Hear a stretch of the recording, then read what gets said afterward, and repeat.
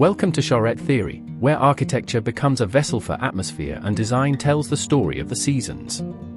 Today, we're entering a space where most would least expect to find warmth, where steel meets silence, and circuitry governs form. This is the high-tech living room. A world of structural purity, of transparency and tensile strength. A space conceived in logic, but reimagined, today, for winter. Welcome to Winter in the Grid.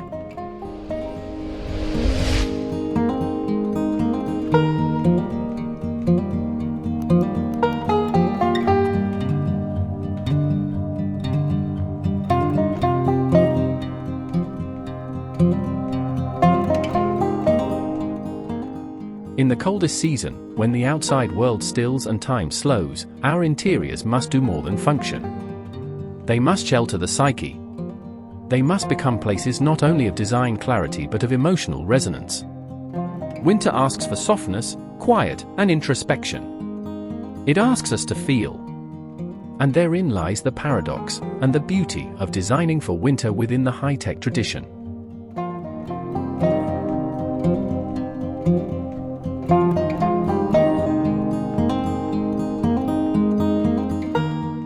Born of the late 20th century's fascination with machine logic, high-tech design celebrates the mechanical, the infrastructural, and the unapologetically industrial. Think of buildings that wear their systems on the outside, exposed ductwork like arteries, steel skeletons gleaming under glass skin. Think of homes as smart machines, intelligent, automated, always precise. But how does that grid respond to winter's hush? What happens when the rational space must host the irrational rhythms of human rest? This video is our answer. Today, we'll explore how to bring emotional gravity into a high-tech environment, how to find intimacy in a framework of order, and how to craft a room that responds to the light, shadow, and silence of wintertime.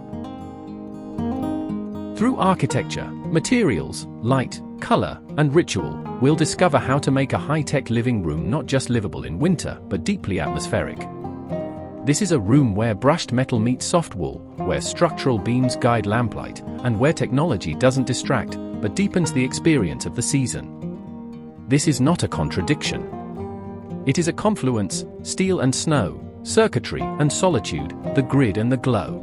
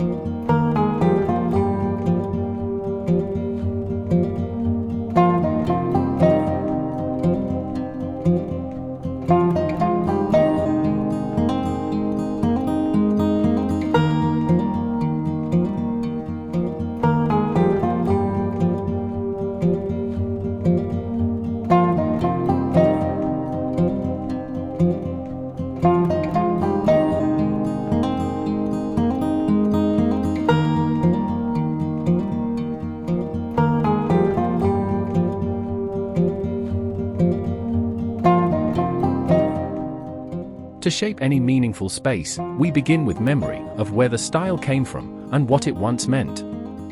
High-tech architecture, sometimes called structural expressionism, emerged in the late 1960s and 70s in a world infatuated with systems.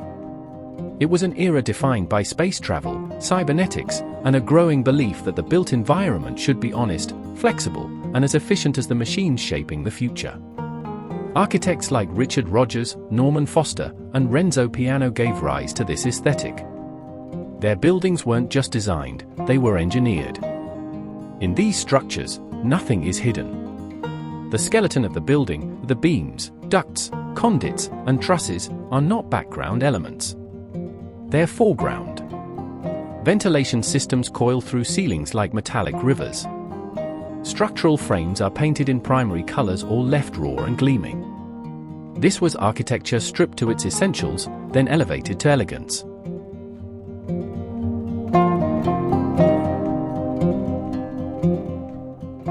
Translating this philosophy to the home means designing spaces where every component is visible and intentional. A high-tech living room isn't cloaked in drywall or softened with ornament. Instead, it lets the architecture speak, exposed I-beams run overhead, bolted connections glint in the corners, and every intersection reveals the story of how the building stands. The layout itself is often open and fluid, resisting walls in favor of sight lines and circulation paths. You might walk from kitchen to living area without passing through a single threshold, the space defined not by enclosure but by light, material shifts, and mechanical logic.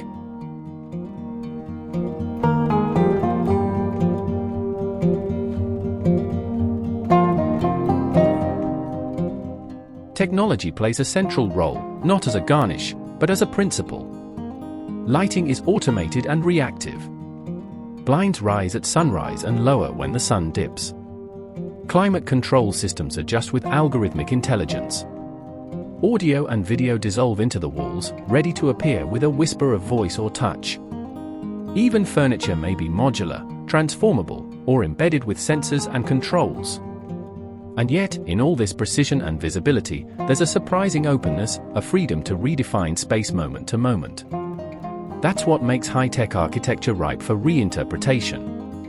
Its systems are honest, its materials are direct, but its meanings are not fixed. Like code, it can be rewritten.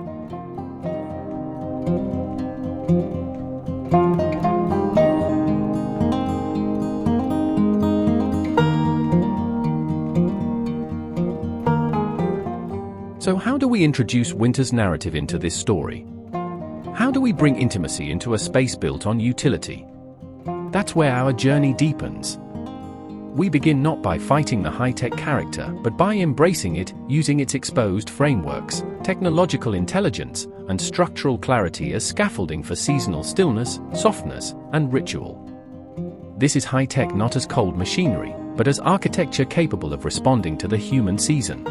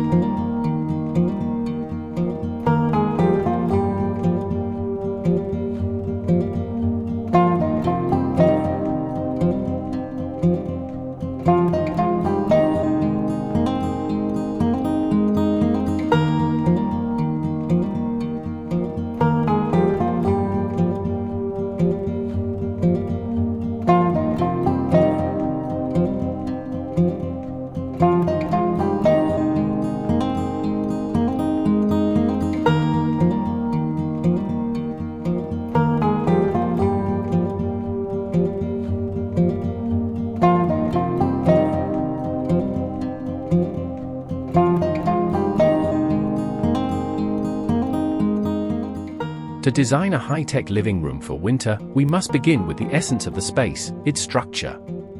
In high-tech design, structure is not just support, it's language. The steel beams, the concrete columns, the suspension cables, they are visual grammar, defining where space begins and how it unfolds. The grid is our map. Not just a metaphor, but a literal guiding system etched into the bones of the room. Unlike traditional interiors that use walls and molding to define zones, high-tech spaces offer a framework of spatial rhythm, lines, intersections, and volumes. So we begin by reading this rhythm.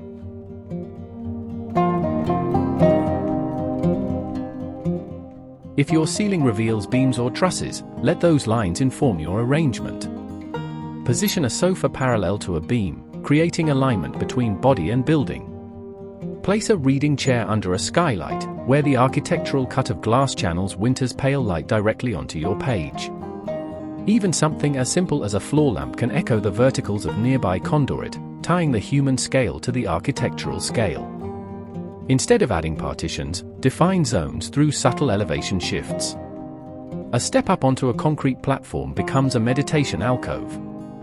A change from polished concrete to a thick rug signals a social node, a place for gathering and warmth. Material becomes boundary. This is especially important in winter, a season of inwardness. We instinctively draw closer in the cold, so your layout should invite congregation. Cluster seating into tight arrangements. Position a low table in the center, perhaps one with integrated heating or a light element, creating a visual hearth, even in the absence of fire. Use symmetry to quiet the room. High-tech architecture often carries visual tension, hard angles, mechanical layers, sharp reflections. Balance this with compositional stillness. A pair of lounge chairs facing each other across a soft rug. A long credenza anchoring one wall, with curated objects spaced at precise intervals. These visual gestures act as breath, a pause in the logic.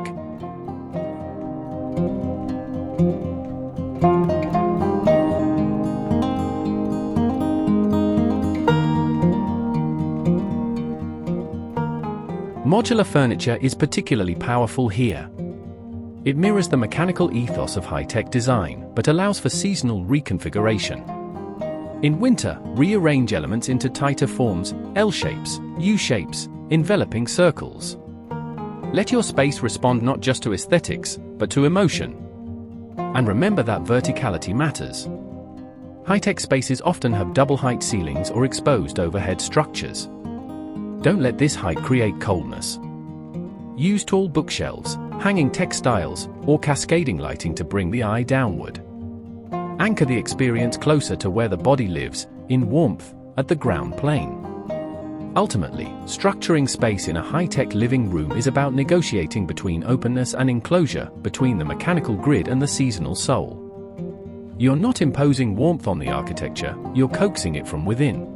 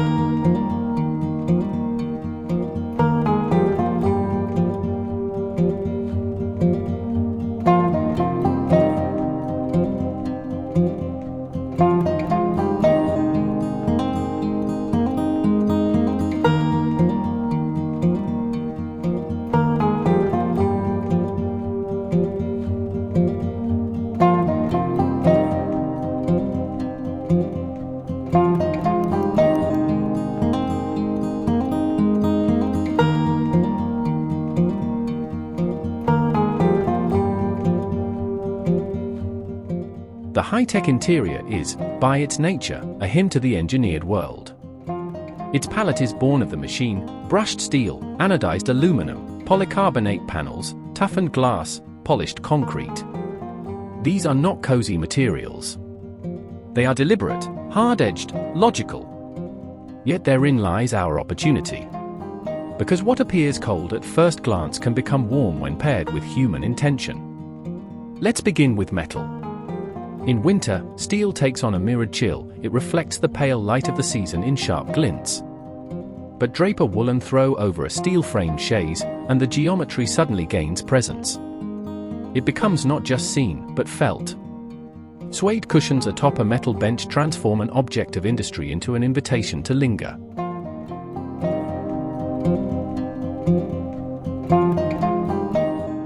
Concrete is another paradox. It's often considered cold, impersonal. But in truth, it has remarkable thermal mass, absorbing warmth from the sun or radiant floors and releasing it slowly. Use this to your advantage. Polish it to a muted sheen, then soften its surface with layered rugs in thick natural fibers, jute, felted wool, or raw cotton. A single heavy rug, dark and textural, placed with purpose, can define not just a seating area but a moment of seasonal embrace. Glass, meanwhile, is the high-tech signature. Expansive panes, curtain walls, skylights, all designed to dissolve the barrier between indoors and out. In summer, this is about openness. In winter, it becomes a study in contrast. Pair those clear planes with heavy drapery in linen, velvet, or thick canvas. Not to hide the view, but to frame it. Let the curtains pull slightly on the floor. Let them suggest softness in a room ruled by edges.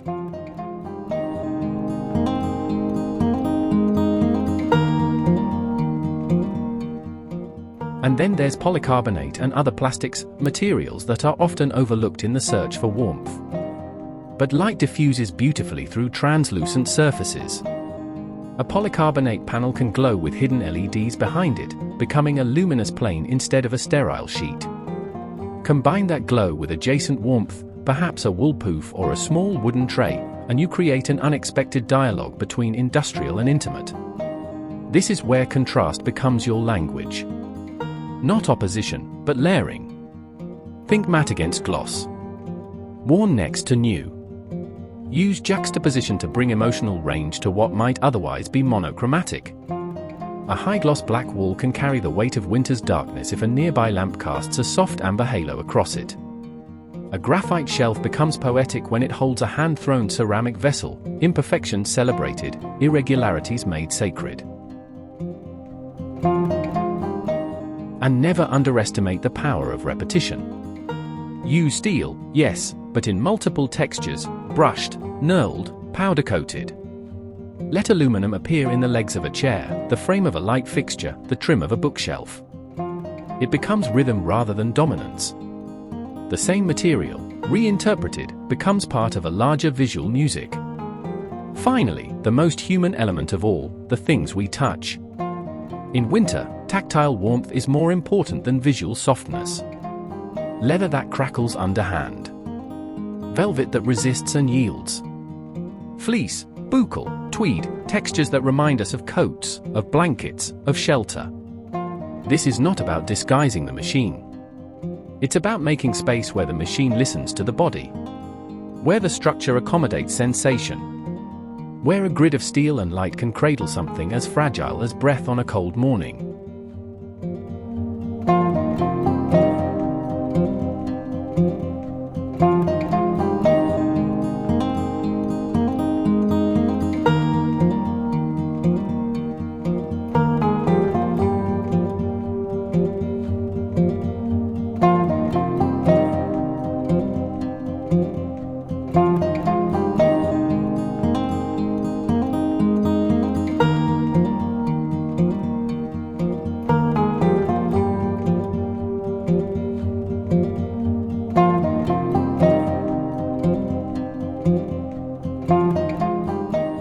Color in high-tech interiors is often described as absent, or at least, subordinate.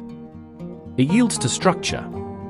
It steps aside for function. Gunmetal, silver, graphite, charcoal, black. These aren't colors in the emotional sense, they're tones, signals of precision. And yet, within their restraint lies the opportunity to reveal something deeper, especially in winter, when color can speak volumes in quiet voices. Let's begin with the monochrome foundation. Picture a living room awash in industrial neutrals, the soft sheen of steel, the translucent grey of smoked glass, the deep matte of carbon fiber. These tones form the canvas. But winter asks for more than grayscale, it asks for atmosphere. And this is where selective, intentional color can completely transform the space. Rather than overwhelming this neutrality, we introduce color as a kind of winter light, subtle, seasonal, moody. Forest green, not fresh but shaded, like pine branches heavy with snow. Plum, rich and dark, absorbing light rather than reflecting it. Icy blue, pale and aloof, like the horizon on a frost-covered morning. Dusty rose that hums rather than sings. Even burnt sienna, earthy and warm, can find its place here, especially in textiles or underfoot. Think of these hues not as accents, but as veils. They don't shout, they murmur. Introduce them through materials that invite touch, velvet cushions in deep berry, wool rugs dyed a shadowy teal, or linen throws in muted clay. These touches of winter color become moments of pause in the room's visual rhythm, small emotional anchors within the engineered field. Now consider where color comes from, not only objects, but also light.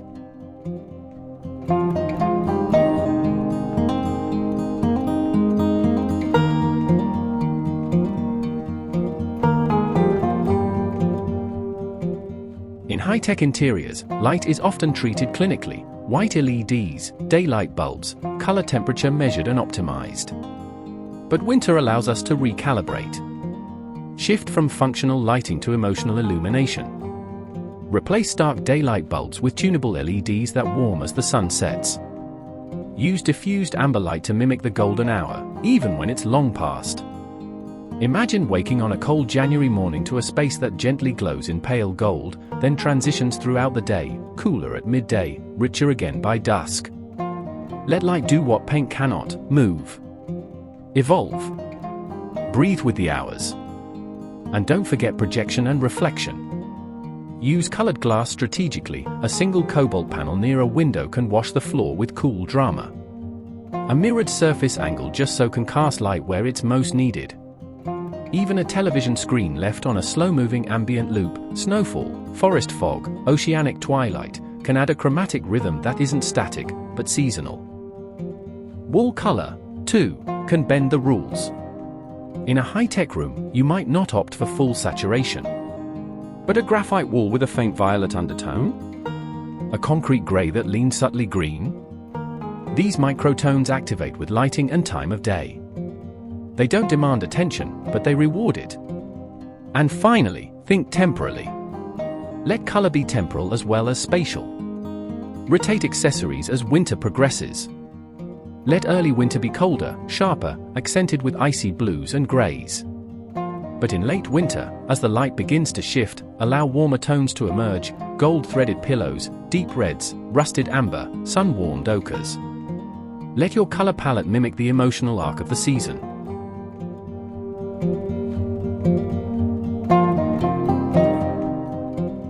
In the end, color in a high-tech winter space doesn't come to soften the machine. It comes to teach it rhythm, to give emotional depth to clean lines, to remind us that warmth isn't always bright. Sometimes, it's the quiet of plum shadows on concrete. Sometimes, it's the faint warmth of candlelight caught in brushed steel. In winter, color is not decoration. It is a kind of light. And light, in this grid, is everything.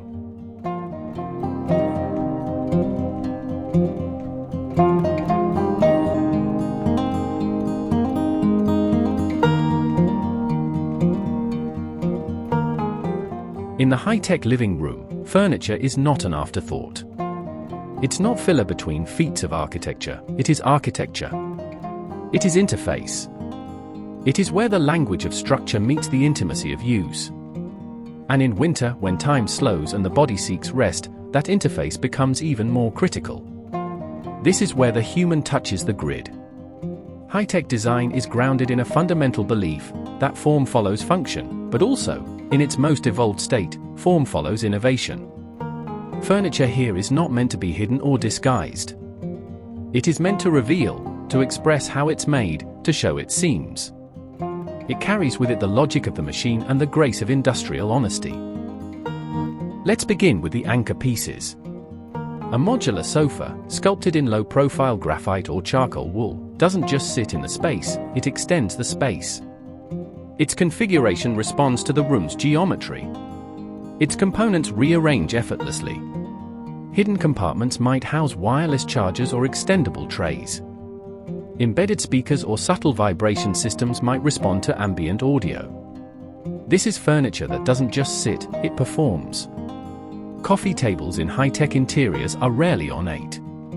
Instead, they're sculptural machines of their own. A table might be composed of powder-coated steel panels, magnetically assembled. Or perhaps it contains a hidden heating panel beneath its surface, warming mugs in winter without wires. Transparent acrylic models might hover visually, edged with brushed chrome, revealing their construction. And then there are shelves, not merely platforms for objects, but luminous structures. Consider cantilevered glass shelving, lead-lit from beneath. Or metal-framed units mounted along the structural grid of the wall, their joints exposed like architectural scaffolds. Winter objects, a stack of books, a ceramic teapot, a small woven basket of pine cones, float within this system, minimal yet meaningful. But winter demands more than cool ingenuity. It demands contact. Softness. Furniture must also answer to the body's desire for warmth and repose. Look to seating that invites touch. A recliner clad in buccal, its metal frame polished but softened by the curve of its contours. An ottoman of memory foam wrapped in thick felt. Lounge chairs that cradle the spine, with armrests that warm to the touch, either through embedded heating or carefully selected finishes like thermal reactive aluminum alloys. Textiles play a critical role here. Not as decoration, but as function layer. Flannel covers insulate. Woolen upholstery responds to body temperature. Cushions in cotton canvas add heft and tactile grounding. Every piece should be sensorial, optimized not just for the eye, but for hands in gloves, for wool-sleeved arms, for the soft press of a winter-apt figure sinking into structure. Innovation, too, is about motion. Chairs that rotate silently, adjusting to conversation or to view. Benches that retract into wall niches, disappearing when not needed. Desks with height memory presets, adapting from standing to seated modes at the tap of a wristband. And of course, winter asks for gathering. Select pieces that bring people together, not in ornament, but in arrangement. Curved seating arcs around a central point, inviting shared gaze. Tables widen toward the center, allowing for shared meals, shared games, shared silences. Even lighting becomes furniture. Think standing lamps that adjust not only brightness but orientation, casting warmth downward on reading hands or upward to dissolve ceiling shadows. Or a side table whose surface is the light, glowing like a winter lantern. In all this, remember, the furniture in a high-tech winter living room does not oppose the architecture. It completes it. It speaks its language. Every weld, every hinge, every embedded sensor is a continuation of the grid. And within this precision, we place our bodies. We stretch out, recline, read, nap, gather. We live. Furniture is not just functional. It is experimental. And in winter, it becomes the bridge between cold clarity and warm presence. It is where structure meets solace.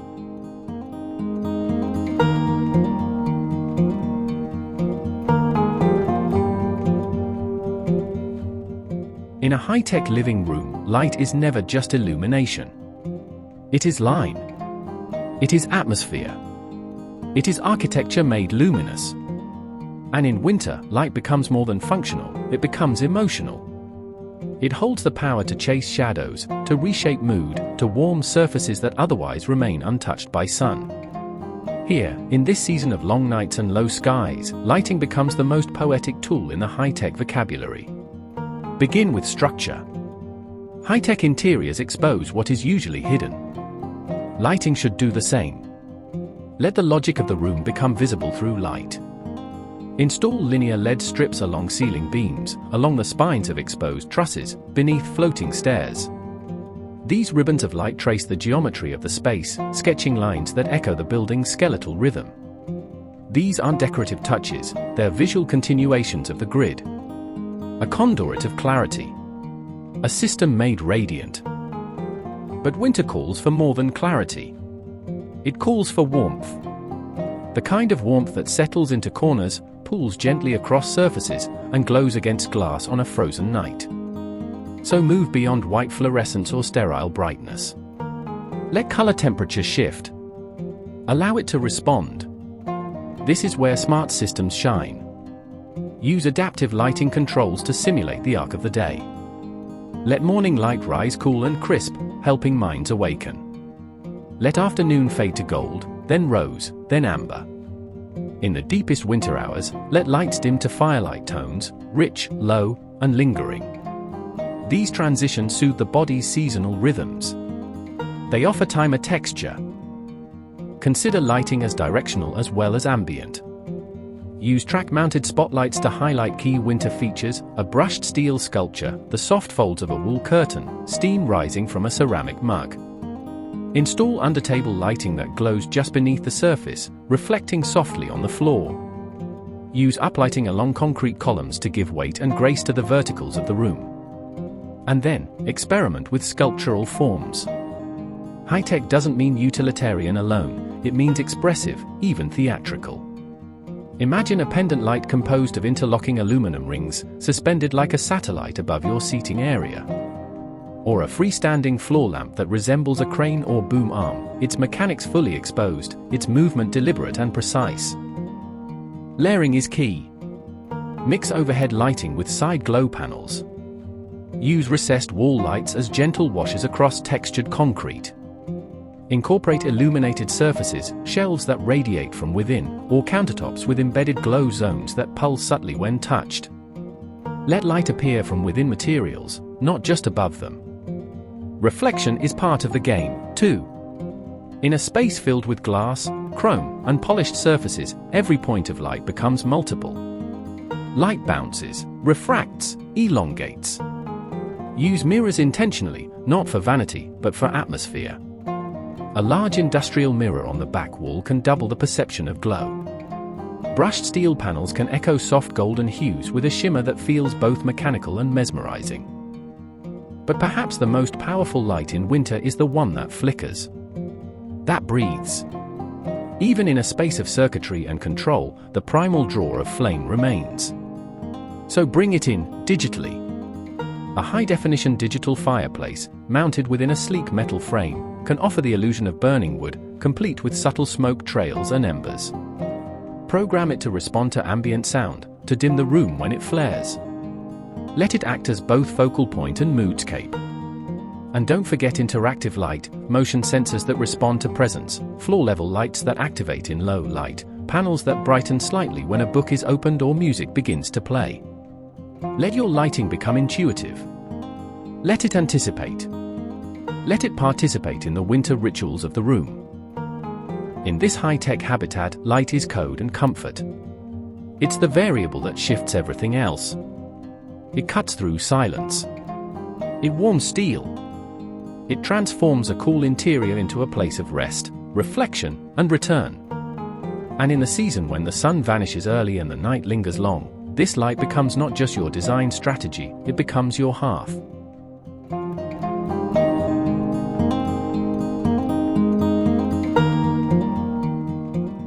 In the world of high-tech interiors, decoration is a delicate act, an exercise not in abundance, but in precision. It's not about filling space. It's about activating it. And in winter, when the urge to over-decorate can be strong, when nostalgic cues and cozy clichés crowd the mind, restraint becomes not only a design philosophy, but a form of discipline. This isn't minimalism for its own sake. This is purposeful austerity. An architecture of editing. In a high-tech winter living room, every object must justify its presence. There is no room for seasonal clutter. No whimsical ornaments, no rustic garlands. Instead, let winter be suggested through form, texture, and material. A stainless steel bowl, wide and low, filled with pale birch branches. Their shadows stretch across concrete like calligraphy. A single glass panel etched with frost-like geometry leaning against the wall, not hung, not framed, just resting. An object of stillness. These choices aren't about seasonal display. They are about temporal texture, marking winter not with overt signs, but with elemental cues. Choose your materials with intention. Think of oxidized metal, its subtle patina echoing the dormant world outside. Think of smoked glass, opaque yet transparent, a surface that holds both presence and absence.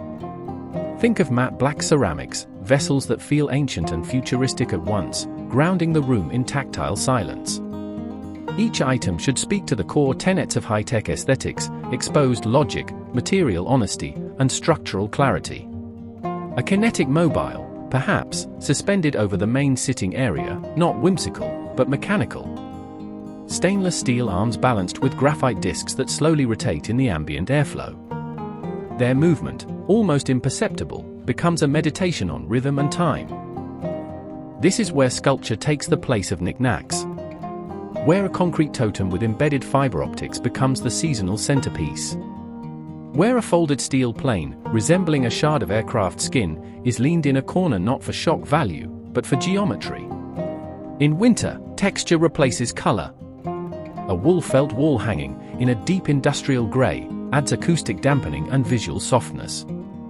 A brushed aluminum tray catches the late afternoon light like a frozen pond. These pieces are quiet, but their silence has gravity. Don't underestimate the power of repetition, either.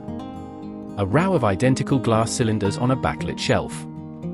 A trio of raw clay spheres aligned on the windowsill.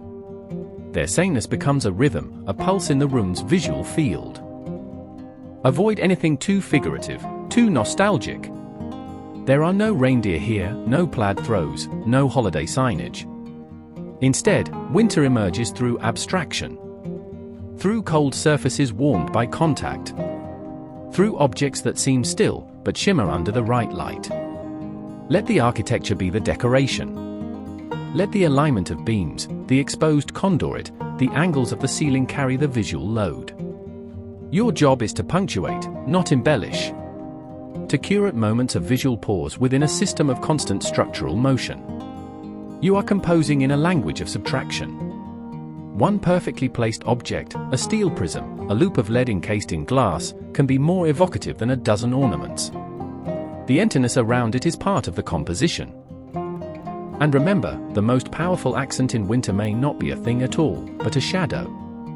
A form cast by light, shaped by structure, moving slowly across a bare floor. In this space, meaning lives not in excess, but in precision. Decoration becomes an act of restraint. A whispered acknowledgement of seasonality within a room that speaks in the quiet language of machines.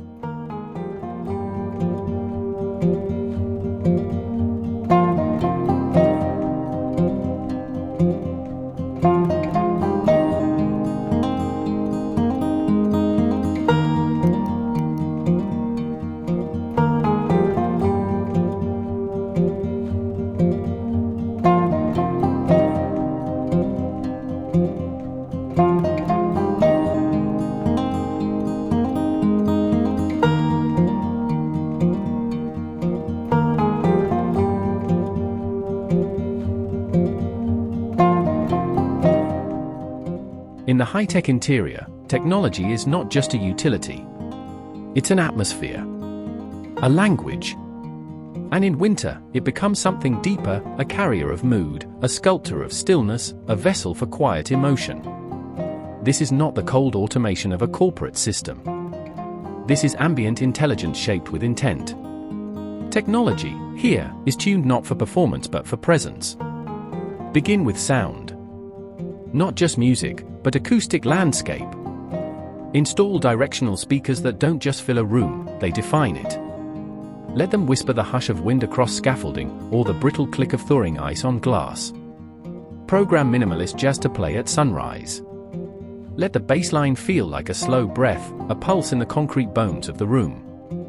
As evening falls, transition to ambient compositions, sounds that shimmer and hover like mist. Not melody. Not silence. Just the sonic equivalent of snowfall. Let visuals unfold the same way. Your digital fireplace doesn't need to mimic wood and ash. Let it be abstract, lines of light flickering across a vertical screen, coded to respond to movement in the room. When you walk by, the flames lean toward you. Not real, but not fake either. A ghost of heat, imagined. Consider the ceiling, it's not just structure. It's a canvas. Recessed projection systems can cast slow-moving auroras across its surface, blues, greys, faint lilacs, shifting over hours like a digital sky. These aren't distractions. They're atmosphere made visible. A layer of seasonal emotion integrated into architectural rhythm. Let's join the system. Diffusers hidden within ductwork or disguised as sculptural objects can release bursts of cedar, cypress, vetiver, or smoked amber on a timed cycle. Program them to coincide with light changes. Let scent rise as day fades, a kind of olfactory dusk. Inhale, and feel pine forest. Exhale, and know the steel walls are breathing too. All of this is controlled not from a single, visible panel, but from gestures. From voice. From subtle touchpoints embedded in the design. A sensor in the coffee table changes the room's color temperature when you set down a book. A wall switch, seamless and silent, initiates a winter scene, diffused lighting, soft drone, scent, even visual art rotating on digital panels. No buttons. No commands. Just presence, interpreted. Let screens exist, but not dominate. Treat them as ambient surfaces. A digital canvas cycling through algorithmically generated art, fractals that shift based on the weather outside. A thin vertical panel showing a live visual of global snowfall. Not weather reports. A visual poem in real time. This is where the soul of high-tech architecture reveals itself. In its capacity not just to serve, but to evoke. Not to impress, but to envelop. We tend to think of technology as distance, as glass, metal, and process. But when calibrated with sensitivity, it becomes emotional architecture. It becomes memory held in code. It becomes a winter lullaby written in pixels and light. What is more human than that? So let technology not interrupt your winter space, but extend it.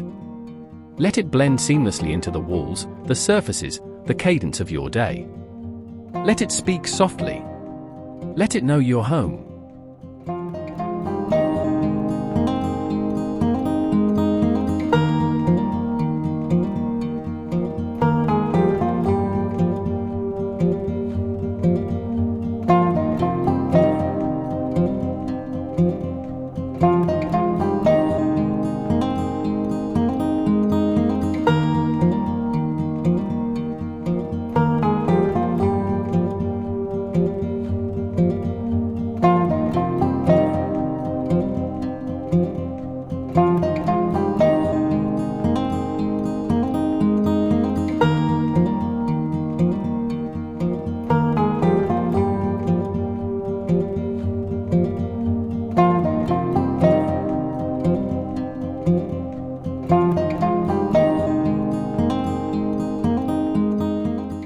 In the end, the success of a winter space, no matter how meticulously designed, no matter how technologically advanced, rests not on its features, but on its ability to hold your rituals.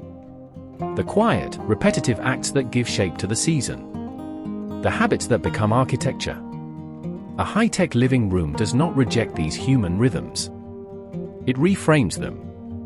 It offers a precision-built stage for personal ceremony. And winter, with its long hours and slowed pulse, invites these ceremonies to expand. Imagine a chair, sleek, heated, engineered for lumbar alignment, placed in a corner where morning light grazes the wall. Next to it, a voice-responsive floor lamp that awakens with your whisper. The upholstery is flannel, woven in ash gray, grounded against the coolness of surrounding steel. Here, you perform a ritual, a slow stretch, a cup of oolong tea warming your hands, a book in your lap. Around you, the home adjusts. Lights soften. A diffuser breathes out frankincense. Music unfolds. The chair remembers your preference for 7 a.m. winter stillness. It reclines a little more on Thursdays. The lamp dims more gently on cloudy mornings. These are not automations. These are accommodations, tiny acts of spatial empathy. Elsewhere, a desk faces a double-glazed window.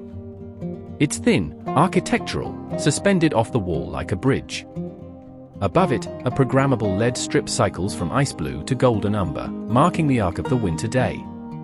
Here, you write, or reflect, or stare into the snow-washed distance as lines of thought arrive like passing clouds.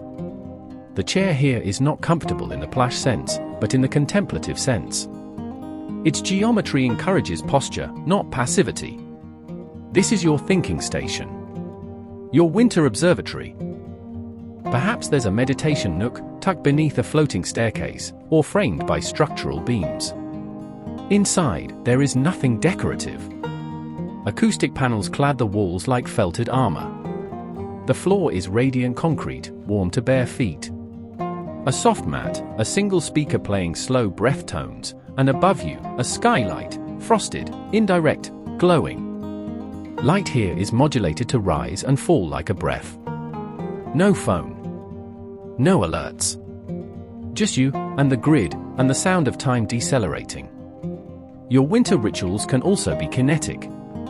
A yoga session in the center of the room, light shifting with your posture. A tea ceremony conducted with precision tools and digital timers. A movie night with audio calibrated so exactly it feels like snowfall inside your ears.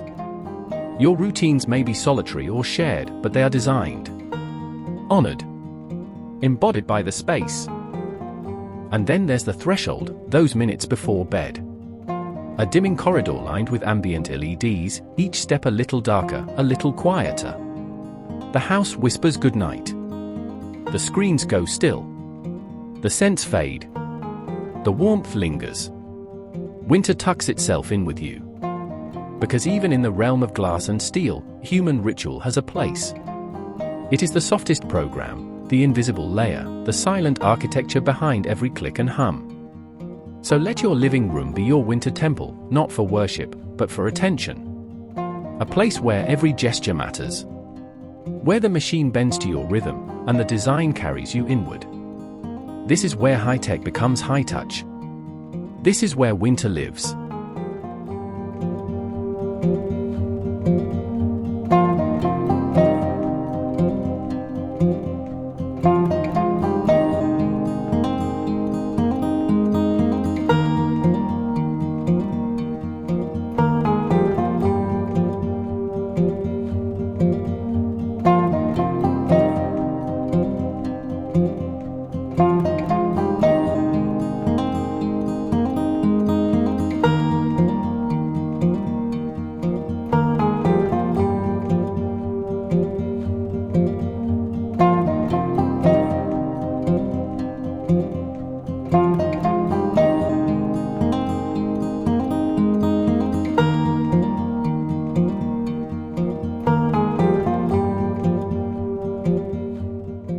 And so we return, through the circuitry and steel, through the flicker of LEDs and the hush of wool, to a moment of reflection.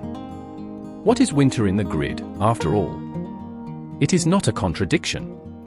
It is not an attempt to tame technology with nostalgia, or to melt steel with sentimentality. It is an evolution. A realization that architecture need not choose between logic and longing. That a space built on precision can still hold poetry. That clarity, true clarity, includes room for silence, softness, and soul. High-tech design has often been misunderstood. Too cold. Too mechanical. Too distant from human feeling. But what winter teaches us, year after year, is that stillness is not absence. It is presence in another form. A different kind of energy. The quiet intensity of breath on glass. The low hum of systems working invisibly to preserve warmth. The serenity of a space that functions so seamlessly it allows the mind to wander. In this episode, we've asked what it means to bring the season into such a space. How to let a room of visible conduits and structural trusses feel like a retreat. And what we've discovered is this: warmth is not always softness. Comfort is not always clutter. Intimacy can come through alignment. stillness can be engineered. By layering tactility onto technology, emotion onto exposure, we've crafted a language that speaks winter fluently, without ever abandoning the high-tech lexicon. A language where dimmable light replaces candlelight. Where radiant heat hums beneath polished concrete. Where solitude is supported by structure, and ritual is reinforced by rhythm. This is a new kind of domesticity. One that is unafraid of the future, but still grounded in the body. One that understands that a steel beam can carry more than load, it can carry memory, mood, and meaning. One where minimalism is not an aesthetic constraint, but a tool to make space for what matters most. And as we leave this living room, this sanctuary of cables, code, and calm, we ask you, what does winter mean for you? What rituals will you encode into your home? And how might you let your own grid, technological, architectural, emotional, become a structure for rest, reflection, and renewal?